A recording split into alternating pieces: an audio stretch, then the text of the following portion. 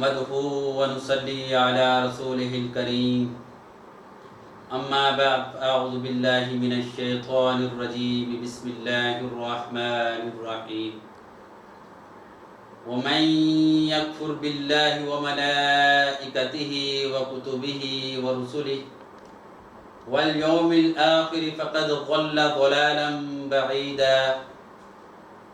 سورہ نساء کی اس آیت مبارکہ میں اللہ تعالیٰ نے ارشاد فرمایا کہ جو شخص اللہ، اس کے ملائکہ، اس کی کتابوں اور اس کے رسولوں اور یوم آخر سے کفر کرے، یعنی ان سب پر ایمان نہ لائے، تو بہت زیادہ گمراہ ہو گیا اور وہ گمراہی میں بہت دور نکل گیا۔ اس لیے ہمیں ان باتوں پر جس پہ اللہ تعالیٰ نے اس آیت میں ارشاد فرمایا ایمان لانا بہت ضروری ہے۔ اللہ پر ایمان لانے کا مطلب یہ ہے کہ اس کے موجود وحدہ لا شریک اور خالق کائنات رب العالمین کے ہونے کا یقین کیا جائے اور عیب و نقص کی ہر بات سے پاک اور ہر صفت کمال سے اس کو متصف سمجھا جائے۔ یہ ہے اللہ تعالیٰ پر ایمان لانے کا مطلب۔ ملائکہ پر ایمان لانا یہ ہے کہ مخلوقات میں سے ایک مستقل نور کی حیثیت سے ان کے وجود کو حق مانا جائے اور یقین کیا جائے کہ وہ اللہ کی پاکیزہ اور محترم مخلوق ہے۔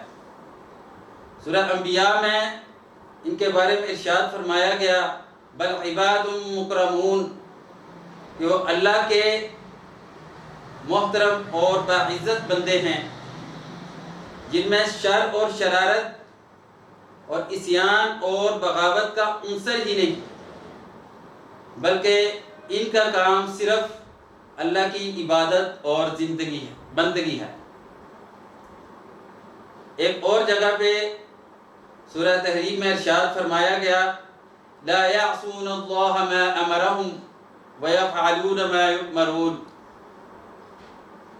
کہ وہ اللہ کے حکم کی نافرمانی نہیں کرتے اور جو حکم ان کو دیا جاتا ہے وہ اس کے مطابق تعمیل کرتے ہیں۔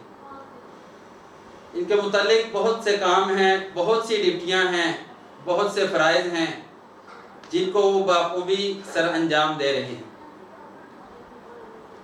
اللہ تعالیٰ کی نازل کردہ کتابوں پر ایمان لانے کا مطلب یہ ہے کہ اس حقیقت کا یقین کیا جائے کہ اللہ نے اپنے رسولوں پر ان کے ذریعے سے وقتاً فوقتاً بہت سے ہدایت نامے بھیجے، ان میں سب سے آخر اور سب کا خاتم قرآن مجید فرقان حمید ہے۔ قرآن مجید تمام کتابوں کا مصدق اور مہیمن بھی ہے، اور یہ کتاب ہدایت ہے اور سب کتابوں کا قائم مقام ہے، اور اسی لیے اللہ تعالیٰ نے اس کی حفاظت کی ذمہ داری خود لی اور ارشاد فرمایا اِنَّا نَحْنُ نَزَّلْنَا الذِّكْرَ وَإِنَّا لَهُ لَحَافِظُونَ، بے شک ہم نے اس قرآن کو نازل کیا اور اس کی حفاظت بھی ہم کرنے والے ہیں۔ اللہ تعالیٰ کی کتابوں پر ایمان لانا یہ مسلمان کی حیثیت سے شرائط میں شامل ہے اور اس کی تعلیمات پر ہمیں عمل کرنا چاہیے۔ اللہ کے رسولوں پر ایمان لانے کا مطلب یہ ہے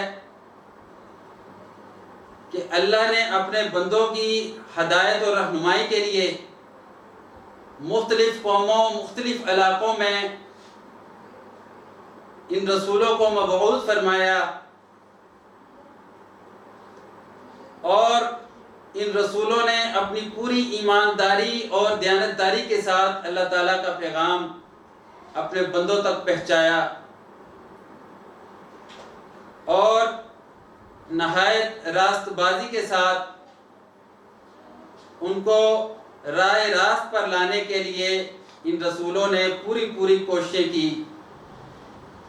اس لیے ہمیں چاہیے کہ ان کی سیرت، ان کی زندگی اور ان کے اقوال و افعال کو فالو کیا جائے۔ یہ ہے رسولوں پر ایمان لانے کا مطلب۔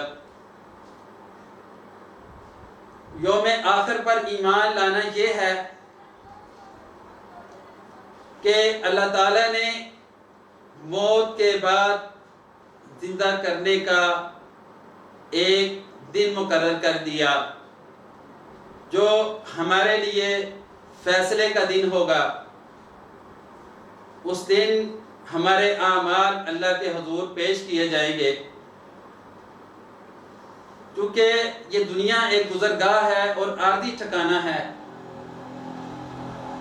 اس کے دھوکے میں ہمیں اس ہمیشہ کی زندگی کو نہیں بھولنا چاہیے جو موت کے بعد آنے والی ہے۔ تو کیوں نہ ہم ایسے اعمال کریں جو ہمیں اخروی اور ابدی زندگی کے کام آئیں۔ اللہ تعالیٰ مجھے اور آپ سب کو ایمان کامل عطا فرمائے۔ وآخر دعوانا ان الحمد للہ۔